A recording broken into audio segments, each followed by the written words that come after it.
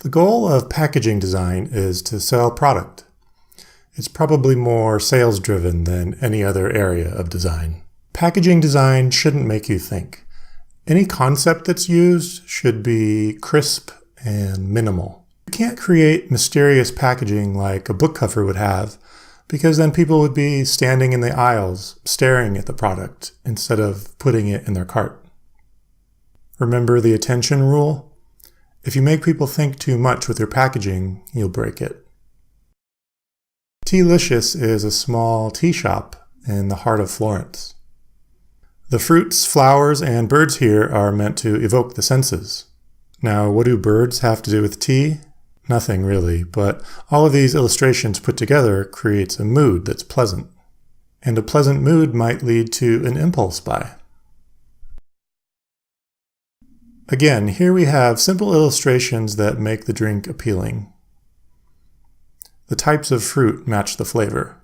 By the way, you may notice the illustration style is similar to the tea. Many images like these are in the public domain because they're so old. If you go to Google and type vintage botanical illustration pear, you'll find many similar looking images to the pear image you see here. Many of these search results will be cheap or free.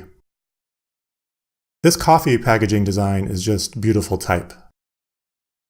The sophistication of the type would lead someone to think that this coffee is pretty high-end.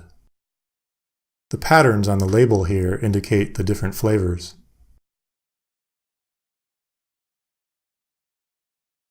Bellwether Farms makes high-end cheese in Sonoma, California. All of their cheeses are made by hand. The product is expensive, but it's more exclusive than cheese you'd get from the grocery store. Their advantage is their artisanal quality, so they have a label that reinforces that message. I love this shoebox. Unlike all the other work we've seen, the delight here happens after the shoes are purchased. Because the stadium is inside the box, we can assume Nike did this to reinforce their brand rather than try to increase sales. This packaging is great. Showing the fish fully cooked with tomatoes and chives and olive oil makes it look delicious. And it demonstrates to people walking by what the fish will become if they take it home with them. These last few images are from a Japanese company called Muji. I wanted to feature them here just to show that sometimes it's okay to break the rules. Everything we've seen so far is beautiful and has a distinct point of view. All of it tries to make itself appealing. Muji, on the other hand, was created to be the opposite of that. It's an anti-brand.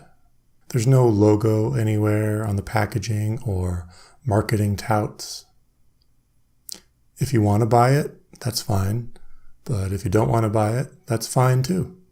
Muji works because it's so different from everything else out there. And when something is different, we take notice.